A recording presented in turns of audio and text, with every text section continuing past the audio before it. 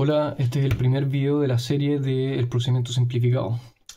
Vamos a partir señalando que los procedimientos especiales en general, ya sea abreviado, simplificado o monitorio, están hechos para delitos que tienen una penalidad bagatela, una pena pequeña en relación a otros delitos, lo cual ya vamos a ver cuando veamos el campo de aplicación respecto de la clasificación de los delitos, perdón, de los delitos falta, simple delito y crímenes, y las faltas por el otro lado. Es una clasificación súper confusa que hace la doctrina, y los abogados muchas veces no son muy precisos en señalar este tema porque ya la clasificación en sí que hace la doctrina es muy confusa al hacer que las faltas sean, por un lado, una clasificación del delito, cuando son de días de prisión, y por otro lado, las faltas propiamente tales que están en un nivel inferior, por así decirlo, del delito en sí, las que están en el último título, libro del Código Penal,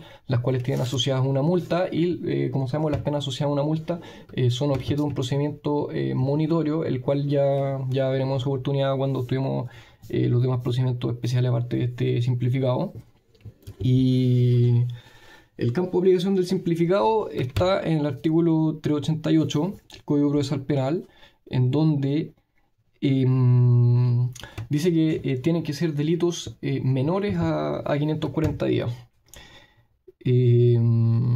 Cabe decir, es importante, que antes de la reforma de la ley 20.074 del 2005 era una suerte de decisión de los fiscales, que arbitrio de los fiscales cuando iniciaban la persecución penal para un delito que estaban pidiendo menos de 540 días. Quedaba suerte de su decisión si es que ellos iban a requerir por el juicio ordinario, con tal de que después los jueces empezaron a forzar o a interpretar de que cuando los fiscales estaban pidiendo una pena inferior a los 540 días, tenían que obligatoriamente optar por el procedimiento simplificado. Y luego, cuando llega la ley 20.074 del año 2005, se hace ya expresamente obligatorio que cuando el fiscal va a hacer un requerimiento o va a iniciar la persecución penal solicitando una pena menor a que no exceda los 540 días de presidio menor en su grado mínimo, tiene que obligatoriamente requerir en simplificado. Incluso después vamos a ver que cuando se hace una acusación a juicio ordinario y esta no excede los 540 días, se transforma por el solo Ministerio de la Ley en simplificado.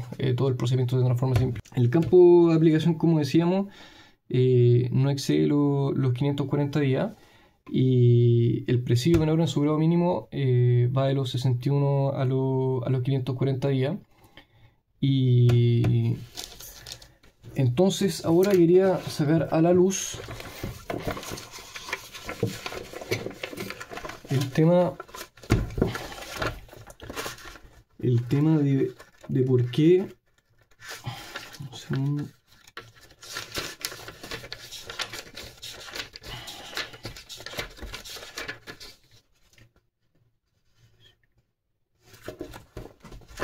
Ya. Quería sacar a la luz el tema de por qué es tan confuso cuando los abogados explican. Muchos dicen, no, el simplificado es para las faltas y para los simples delitos que no excedan de 540 días. Cuando los abogados dicen que ya el simplificado del campo de aplicación son para las faltas y los simples delitos que no excedan de los 540 días. Eso pudiese precisarse un poco, porque cuando dice falta y simple delito que no excedan los 540 días, se refiere a faltas del delito falta y a simples delitos del delito simple delito en cuanto a la clasificación, porque recordemos que en la clasificación de los delitos, falta, simple delito y crimen, la falta es la que tiene la penalidad de los 1 a los 60 días, los simples delitos de los 61 a los 5 años y los crímenes de los 5 años en adelante. Entonces dice, claro, falta y simple delitos que no excedan los 540 días. Las faltas nunca van a poder exceder los 540 días. Bueno, aunque vamos a ver que esto es pena en concreto, pero para seguir con el ejemplo, las faltas, claro, uno dice, por eso que uno dice generalmente sí, los simples delitos son para las faltas, porque cuando haya una falta, pero delito falta, a menos que haya muchos agravantes, siempre va a ser la pena tan baja que se va a tener que someter a un simplificado, que no va a superar los 540.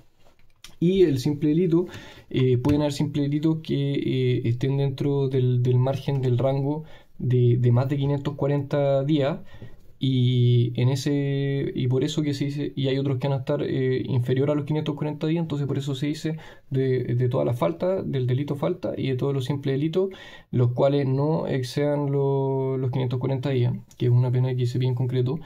¿Y por qué digo esto? Porque están las faltas por un lado y los delitos por el otro lado.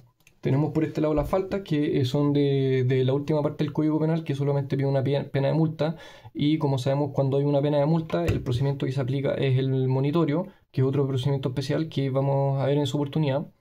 Entonces por este lado tenemos las faltas propiamente tal, por así decirlo, que son la última parte del Código Penal, son delitos, conductas que no son tan graves. Y por el otro lado tenemos los delitos, y estos delitos se clasifican en faltas, simples delitos y penas de crímenes, que ya vimos se dividen por el tiempo que llevan. Hay otra clasificación que también se llama las penas aflictivas, que son las de 3 y 1 en adelante, que son las penas a las cuales si están condenados los estudiantes de Derecho, ahí no pueden titularse, condenado a pena aflictiva de 3 y 1 en adelante. Y entonces, aclarar ese tema. Por este lado tenemos los delitos, donde están las faltas, simples delitos y crímenes, y por este otro lado tenemos las faltas. Estas faltas solamente tienen una pena de multa, procedimiento monitorio, y por este lado tenemos los delitos. Dentro de los delitos, el delito falta, por así decirlo, para no confundirse con la otra falta, y la cual tiene una pena que es prisión de 1 a 60 días. Eso, aclararlo en ese sentido. Entonces, como ya se dijo, el 2005 se hizo obligatorio para los fiscales requerir en simplificado cuando la pena que están requiriendo no exceda los 540 días. Ahora vamos a ir al tema de qué son en concreto.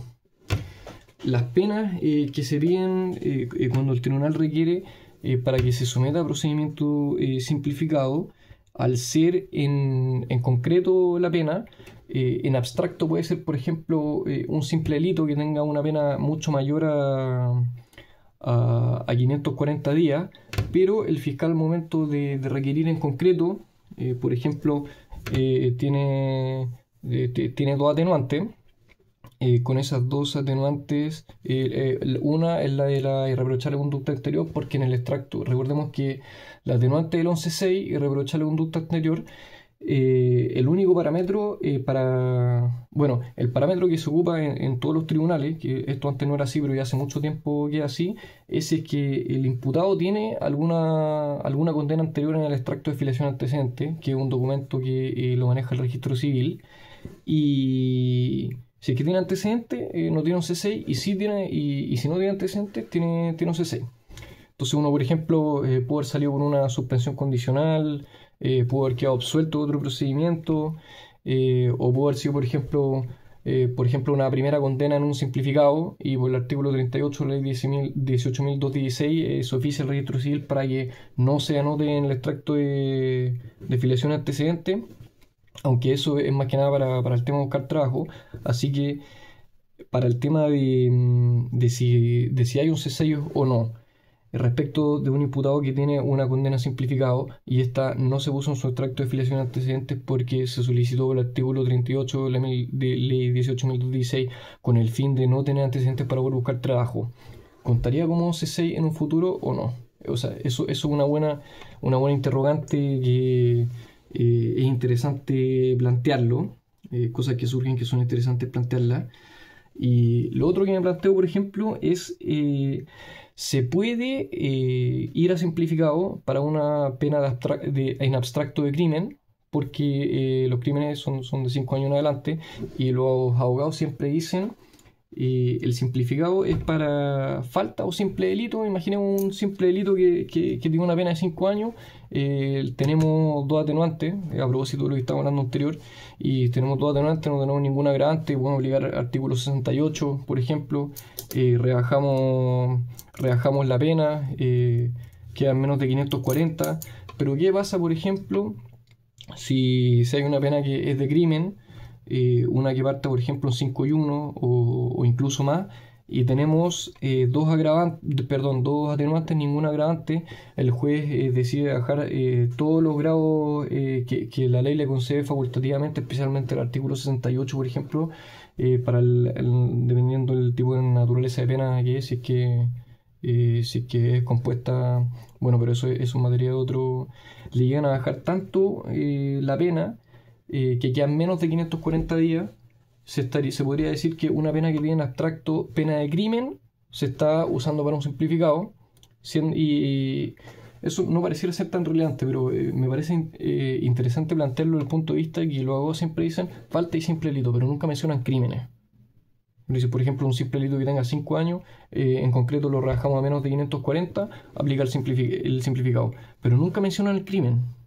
Entonces, las penas de crimen. Entonces, si uno tiene una pena de crimen de 5 y 1 y se rebaja a menos de 540, se estaría aplicando un simplificado, pero una pena en abstracto de crimen, lo cual es interesante plantearlo por eso, porque los abogados siempre excluyen la clasificación del crimen respecto de lo señalado. Siguiendo con el campo de aplicación, también es aplicable para los delitos de acción privada. Eso está expresamente señalado en la ley. Y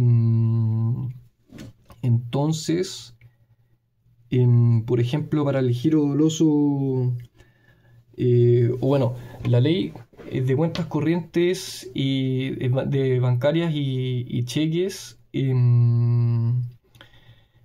como por ejemplo en los casos de protestos por falta de fondos, por orden de no pago, y además la penalidad del giro doloso de cheque, en los casos de cuenta cerrada o falta de fondos.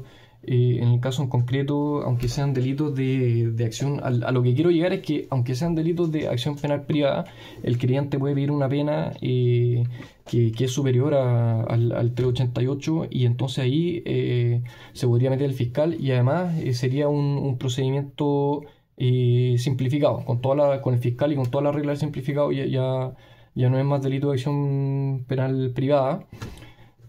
Porque hasta el fiscal, sin perjuicio de que el delito de acción penal privada es bien parecido al simplificado, además que se remite a este, y aparte de la conciliación y otros trámites que se hacen en los delitos de acción penal privada, en lo demás casi idéntico al simplificado. El artículo 389 hace supletorio el juicio ordinario al procedimiento simplificado, por lo cual todas las normas que se adecúen a su brevedad y simpleza en lo que no esté regulado en el procedimiento simplificado se van a aplicar las reglas del procedimiento ordinario. El procedimiento ordinario, que a la vez su artículo 52 se remite al Código de Procedimiento Civil, que se aplique de manera supletoria, el cual en su artículo 3 se aplica supletoria la regla común a todo procedimiento. Y esto es importante en el sentido de que a mí me había surgido una pregunta en la cual podría decirse más o menos que no se sabe mucho su respuesta. Y consiste, esta pregunta yo se la hice al profesor Saad Chawan en su tiempo, y la pregunta era que, por ejemplo, en el procedimiento simplificado, por ejemplo, tenemos un vacío y supletoriamente tenemos que ir entonces a las reglas del procedimiento ordinario. Sin embargo, porque en el procedimiento simplificado dice las normas del procedimiento ordinario en cuanto se adecúen a su brevedad y simpleza. Sin embargo, en el procedimiento abreviado también dice cuando hayan vacíos en este procedimiento nos vamos a ir a las reglas del procedimiento ordinario, pero en el abreviado no dice en cuanto se adecúe a su brevedad y simpleza. porque el abreviado también es un procedimiento incluso más corto que yo diría que el simplificado, pero obviamente más corto que el procedimiento ordinario. Entonces, el simplificado, a diferencia del abreviado, dice en cuanto se adecua una sobriedad y simpleza. ¿Y qué pasa si en el procedimiento penal hay una regla general que se puede ocupar en el procedimiento simplificado? Porque en el procedimiento simplificado hay un vacío y nos remitimos a la ordinaria, pero esta no se adecua en cuanto a sobriedad y simpleza. Mi pregunta era, primero, ¿había alguna situación en que pudiese pasar algo así? Y la otra pregunta que tenía era que si en caso de que eso pasara, ¿qué era lo que se podía hacer? En caso de que hubiera un vacío en las normas del procedimiento simplificado y al remitirnos a las del ordinario, la que pudiese suplir ese vacío no se adecua a sobriedad y simpleza. Lo que me respondió Sachawan fue lo siguiente. Me dijo que no había así como a priori algún artículo en expreso, en específico, alguna situación como concreta que él me pudiera decir acá hay un vacío en el procedimiento simplificado y se llena con una norma del procedimiento ordinario que no se adecua a sobriedad y simpleza. Me dice que no, a priori no ve ni una, y la única que se le ocurrió que claro, tampoco fue como muy precisa, pero fue lo que se le ocurrió en el momento, que por ejemplo estamos en el simplificado, en la preparación del juicio simplificado, y uno está ofreciendo muchos testigos, y ahí uno no solamente podría excluir por abundante, que es una de las reglas de exclusión del procedimiento ordinario, sino que también uno decir, bueno, tampoco se adecua a sobriedad y simpleza. Eso tampoco fue tan en relación con la pregunta que hice, esa respuesta, porque fue lo que se le ocurrió en el momento, y en el fondo ahí el excluir testigos porque son sobreabundantes no es más que una remisión a las normas del procedimiento ordinario general penal. No es más que una remisión, y que de hecho todo lo contrario, si se adecua esa norma supletoria de exclusión de prueba por sobreabundancia, se adecua totalmente al procedimiento simplificado. Entonces mi pregunta era, perdón, a la brevedad y simpleza del simplificado. Entonces mi pregunta era, ¿qué norma supletoria no se adecua al procedimiento simplificado? Ahí entonces no se le ocurrió. Entonces mi siguiente pregunta fue, ¿qué hacemos en caso de que una norma de procedimiento general esté llenando un vacío del simplificado, pero no se adecua a su brevedad y simpleza? ¿Qué se puede hacer ahí? Y lo que me dijo fue que no debería haber problema, en el sentido de que si no en primer lugar, por ejemplo, el Código Procesal Penal, el artículo 52, se remite al CPC, lo cual tampoco me parece como muy asertivo en cuanto a respuesta como pregunta, porque en el fondo es que si en el simplificado hay un vacío, nos vamos a las reglas generales del procedimiento penal, y las reglas generales del procedimiento penal dicen que si hay un vacío en lo general del procedimiento penal, nos vamos al CPC. Entonces, si no la encontramos en el procedimiento penal, nos vamos al CPC. Y en el CPC ahí tendríamos que ver si es que la norma se adecua o no a la brevedad y simpleza, que lo más probable es que no se adecuara a la brevedad y simpleza, porque el CPC es civil, en donde sigue teniendo un sistema por escrito. Uno de los procedimientos, de los principios del procedimiento penal es que la inmediación, la concentración, lo cual no son principios en la forma civil, por lo que eso no lo encontré muy asertivo. Luego me dijo que se podía recurrir de nulidad. En la sentencia del simplificado, por ejemplo, si se han vulnerado la garantía del imputado, en un sentido de que las normas que se ocuparon del procedimiento penal no se adecúen a la brevedad y simpleza del simplificado, vulnerase la garantía del imputado, en la sentencia se puede recurrir de nulidad con ese fundamento. Sí, es una buena respuesta decirme eso, que hay un recurso de nulidad en el caso de que haya una norma supletoria que no se adecue a sobriedad y simpleza, pero es una forma de actuar a posteriori en el momento en que se está incorporando al juicio simplificado una norma del procedimiento general penal. Es una forma de reclamar a posteriori, pero en el mismo momento que se está aplicando una norma del procedimiento penal general que no se adecua a la brevedad y simpleza del simplificado, ¿qué es lo que se puede hacer en ese mismo momento?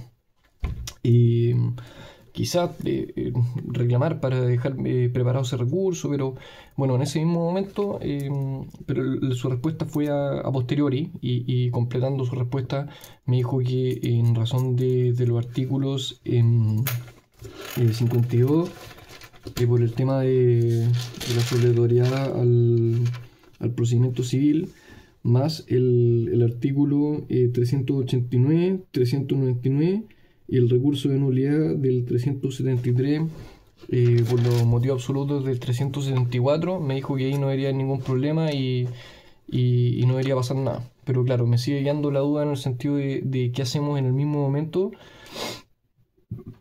perdón, que se está aplicando una norma del procedimiento general al procedimiento supletorio.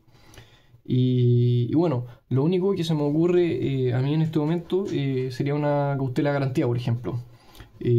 Como las cautelas garantías hoy en día se ocupan harto y tienen causal genérica, como no tienen la causal específica señalada expresamente. Perdón. No tienen las causales señaladas específicamente y son causales generales, genéricas. Se podría solicitar una cautela de garantía. Yo creo que sería una buena opción. Y finalmente, en las características del procedimiento simplificado, como ya vimos que supletoriamente se aplican las reglas del procedimiento ordinario, en cuanto a la audiencia de preparación de juicio oral simplificado, se aplican todas las reglas supletorias de la audiencia de preparación de juicio oral, de juicio oral ordinario. Por lo tanto, se ocupan todas las exclusiones que se ocupan en la APJO ordinaria, las incidencias que se vayan a ocupar en la APJO, y en cuanto al juicio. El juicio oral simplificado también se ocupa supletoriamente al juicio ordinario, por lo que se hace aplicable, que ya lo vamos a ver más adelante cuando lleguemos a ese momento, el interrogatorio, contrainterrogatorio, objeciones que se ocupan en el juicio ordinario, y también la sentencia de recurrible de nulidad, los recursos también se ocupan de manera supletoria, solamente que, bueno, obviamente en el juicio oral simplificado el tribunal es un solo juez que corresponde al juez de garantía, y en el juicio ordinario obviamente está el tribunal oral penal con los 3 jueces. Y por último, en el simplificado, aquí no hay acusación. Lo que hay es un requerimiento, que lo vamos a ver en el video siguiente. El requerimiento es como una acusación pequeña, simplificada, valga la redundancia, y se presenta en distintos momentos procesales. Los efectos en distintos, bueno, son los procedimientos distintos, pero que se ocupa de manera supletoria el ordinario. Por lo tanto, yo pienso que en el requerimiento se puede aplicar supletoriamente las reglas de la acusación, en el sentido de que, aunque ojo que los fiscales obviamente que piensan lo contrario.